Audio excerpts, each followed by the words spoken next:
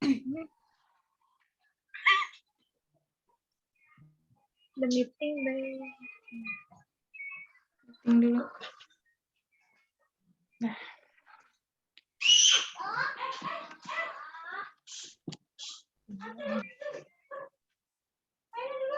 Assalamualaikum warahmatullahi wabarakatuh.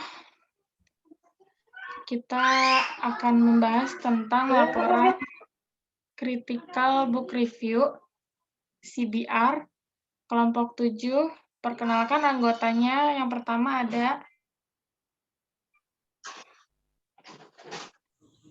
Nama saya Adelia. Selanjutnya,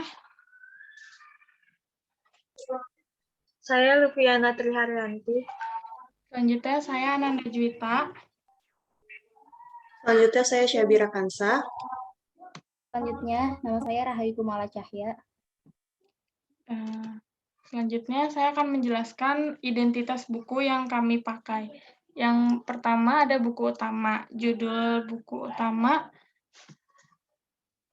Filsafat Ilmu, edisi pertama, pengarang Dr. Andes Johannes Sihaya, MTH, penerbit Karista Press, Kota Terbit Yogyakarta, tahun terbit 2013, ISBN-nya 978-602-996-85827. Kemudian ada buku pembandingnya di sini yang berjudul Filsafat Ilmu dan Ilmu Keislaman. Edisi pertama, pengarang Dr. Brianto MAG, penerbit Pustaka Pelajar, Kota Terbit Yogyakarta, tahun terbit 2015, ISBN 978-602-229-4955. Selanjutnya, kelompok kami memiliki topik pembahasan. Yang pertama, yang sudah dijelaskan tadi, ada identitas buku. Yang kedua, ada pembahasan buku utama dan buku pembanding. Yang ketiga, ada kelebihan dan kekurangan. Yang keempat, ada kesimpulan. Dan kelima, rekomendasi. Selanjutnya, saya akan menjelaskan tentang pertemuan 1, yaitu pendahuluan. Berdasarkan buku Dr. Johannes Sihaya, MTH, pada bab ke-1 menjelaskan bahwa filsafat ilmu merupakan cabang filsafat yang secara spesifik mengkaji hakikat ilmu. Objek dari filsafat ilmu ini adalah ilmu pengetahuan. Oleh karena itu, setiap saat ilmu itu berubah mengikuti perkembangan zaman dan keadaan tanpa meninggalkan pengetahuan lama. Pengetahuan lama tersebut akan menjadi pijakan untuk mencari pengetahuan baru. Sedangkan pada buku Dr. Brianto MAG membahas tentang filsafat sebagai disiplin ilmu yang rumit. Oleh karena itulah, sejatinya filsafat dapat memiliki kedudukan yang khusus. Kekhususan itu tampak pada sifat kajian filsafat yang tidak hanya terbatas pada satu bidang tertentu, melainkan menyeluruh untuk semua bidang. Hal ini yang membedakan ilmu pengetahuan dan filsafat. Dengan demikian, jelas bahwa objek yang ditelaah filsafat memang sangat luas, mulai dari realitas yang bersifat fisik empirik hingga metafisik non-empirik.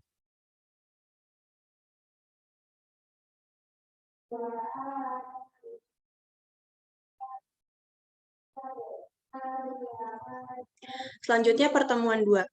Berdasarkan buku Dr. Johannes Sihaya, MTH, pada bab 2, menjelaskan beberapa pandangan para ahli tentang filsafat seperti Plato, Aristoteles, Notonegoro, dan lain sebagainya. Dapat dijelaskan juga bahwa dalam tiap-tiap pembagian sejak zaman Aristoteles hingga dewasa ini, objek-objek yang paling utama dalam ilmu filsafat selalu berputar di sekitar logika, metafisika, dan etika. Sedangkan pada buku Dr. Brianto MAG membahas tentang sejarah filsafat.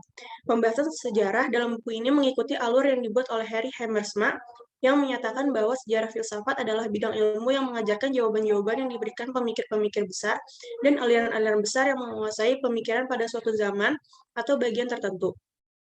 Harry Hammersma membagi sejarah filsafat dalam 3 tradisi besar, yaitu India, Cina, dan Barat. 3 tradisi inilah yang telah memberikan pengaruh luar biasa bagi peradaban dunia.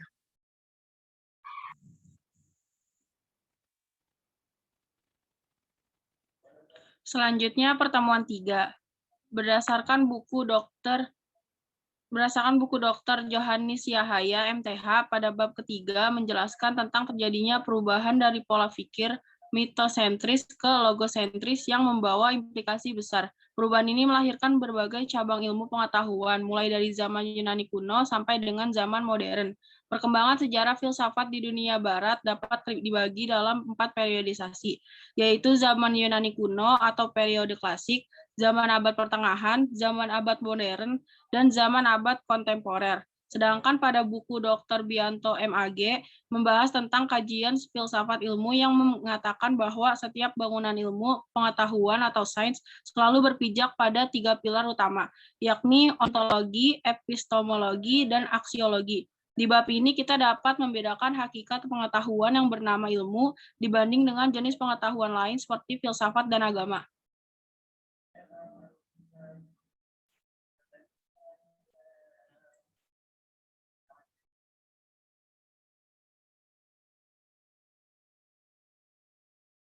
Udah keganti belum?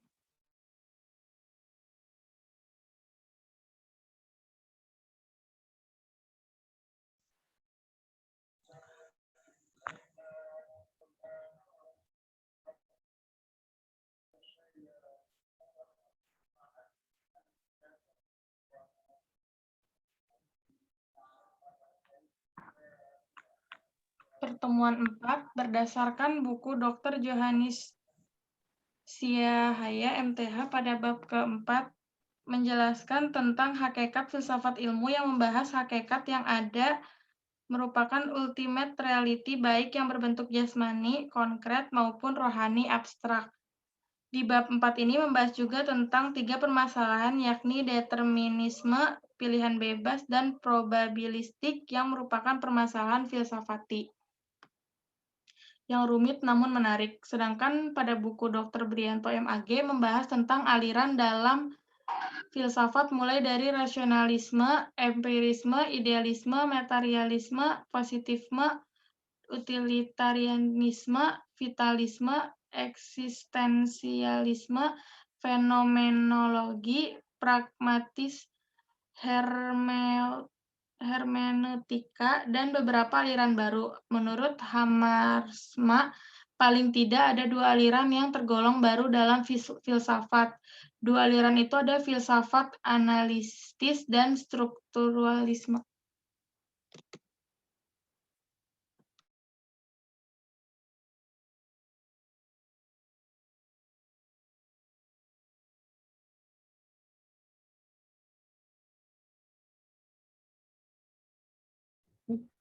Pertemuan 5. Berdasarkan buku Dr. Johannes Siahaya MTH, pada bab kelima menjelaskan tentang Alkitab, filsafat, dan ilmu pengetahuan. Semua perkembangan dalam filsafat dan ilmu pengetahuan alam ini mempunyai dampak yang sangat besar pada iman orang Kristen. Para teolog masa itu sangat terpengaruh dengan filsafat dan ilmu pengetahuan alam masa itu. Pengaruh ini ada positifnya dan juga ada negatifnya. Di bab ini juga kita membahas awal mula agama Kristen dan ilmu pengetahuan, zaman Yunani kuno, zaman patrialistik, zaman skolastik atau abad pertengahan, zaman modern, dan gerakan reformasi.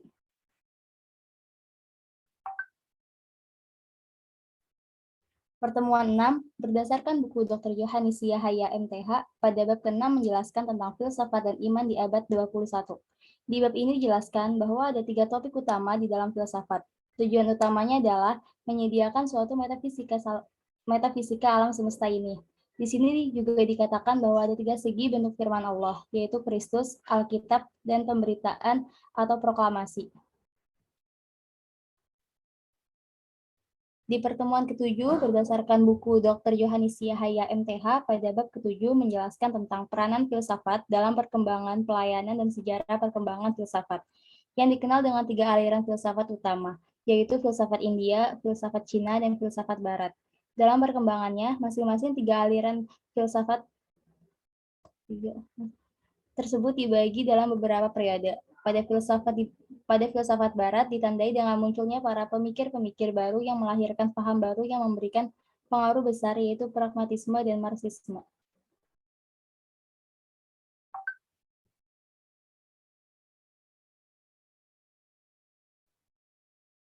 Selanjutnya, kelebihan dan kekurangan buku.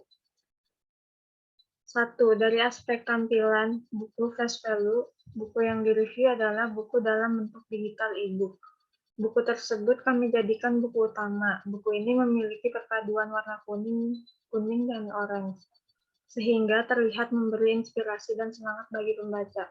Kemudian kami menggunakan bentuk buku digital e-book untuk buku pembanding. Buku pembanding memiliki tampilan yang berbeda dengan buku utama.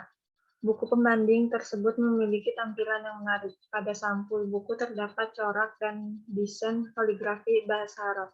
Terkait warna sampul buku pembanding ini terlihat sangat menarik karena menggunakan perpaduan warna putih, biru, coklat yang memiliki makna ketenangan dan kesederhanaan. Yang kedua, dari aspek tata bahasa. Kedua buku tersebut masih banyak menggunakan kata-kata serapan atau dalam penulisannya masih banyak terdapat istilah-istilah asing. Masih terdapat juga kekeliruan dalam penulisannya. Seperti dalam penulisan kaidah bahasa Indonesia, ejaan yang disempurnakan, EYD.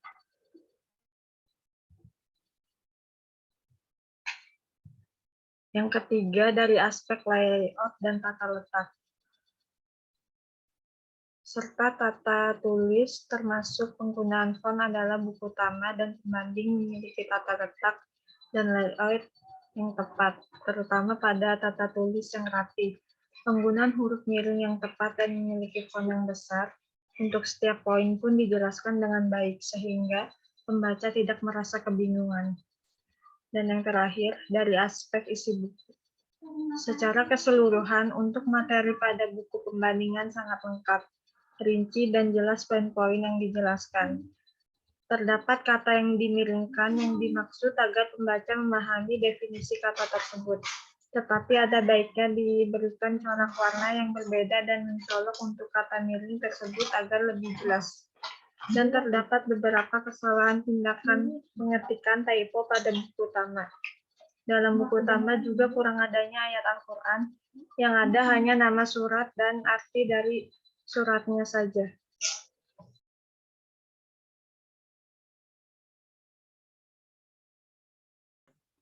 Selanjutnya kesimpulan. Filsafat adalah suatu ilmu pengetahuan yang mengenai segala sesuatu dengan memandang sebab yang terdalam. Filsafat mencari jawaban atas pertanyaan yang dihadapi dengan berpangkal pada manusia dan pikirannya. Ilmu merupakan lukisan atau keterangan yang lengkap, konsisten mengenai hal yang dipelajari dalam ruang dan waktu. Pengetahuan merupakan hasil tahu manusia akan sesuatu atau segala perbuatan manusia untuk memahami suatu objek tertentu.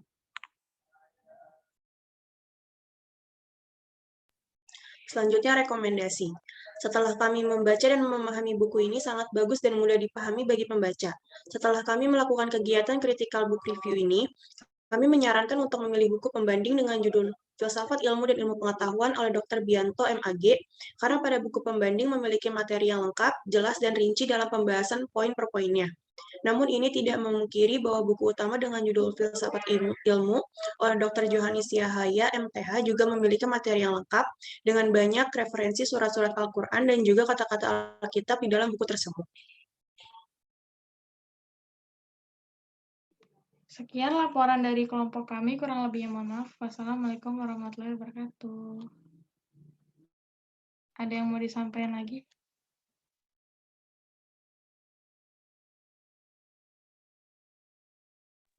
Nggak ada, cukup. Ya, terima kasih ya teman-teman kerjasamanya. Ya, sama-sama. Mau dilihat dulu nggak? Ya, coba deh. Tadi yang gue keputus-putus gak sih, Nan? Iya, tunggu.